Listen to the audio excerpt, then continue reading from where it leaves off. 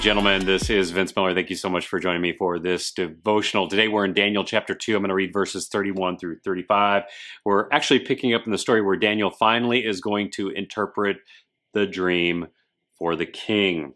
He says, "You saw, O king, and behold, a great image. This image, mighty and of exceeding brightness, stood before you, and its appearance was frightening. The head of this image was of fine gold, its chest and arms of silver, its middle and thighs of bronze, its legs of iron, its feet partly of iron and partly of clay. As you looked, a stone was cut out by no human hand, and it struck the image on its feet of iron and clay, and broke them into pieces. Then the iron, the clay, and the bronze, and the silver, and the gold all together were broken into pieces and became like chaff of the summer threshing floors. And the wind carried them away so that not a trace of them could be found. But the stone that struck the image became a great mountain and filled the whole earth." So if you're watching the video today, you saw a short video that tries to somehow capture the visuals of this text. And I just want you to know, I am sure that God was way more graphic and detailed in the dream that Nebuchadnezzar saw. But there were a couple of things that grabbed my attention about this dream. First, it is the perspective that the king has of this man.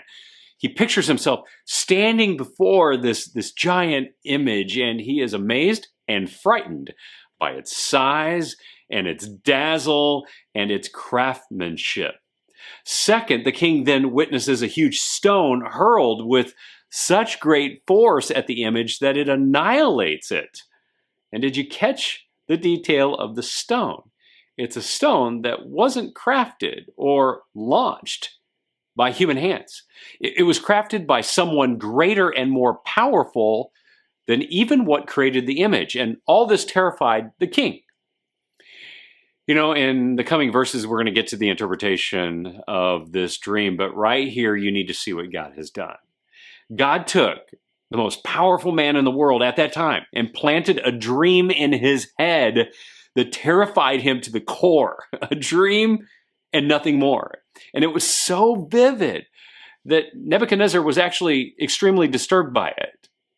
And the irony is that he has all the natural resources of the world at his disposal, and not one of these resources are going to help him to know or understand his dream.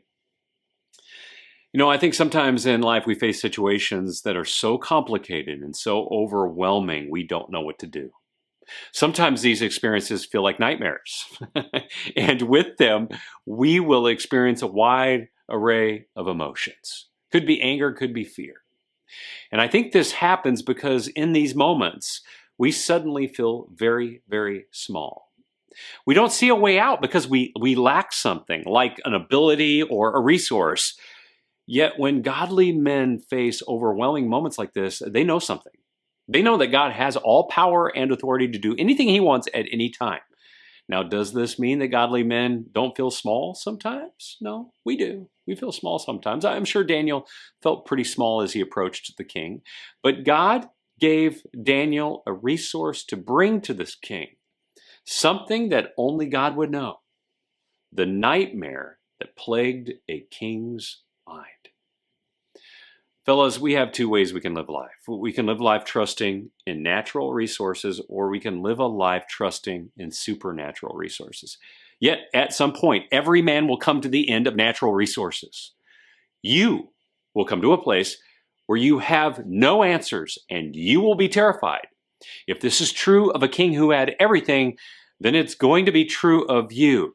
But we don't need to worry because God has limitless resources.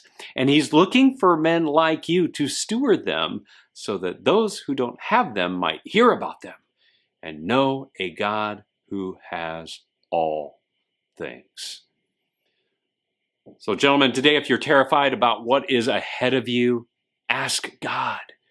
He has the resources you need, but take notice, he may deliver them by the hand of another unsuspecting man, so that you can see how great and mighty he really is. I love you guys. Thanks for joining me today. I hope this has blessed you. If it has, bless someone else with it. And I'll see you right back here again tomorrow.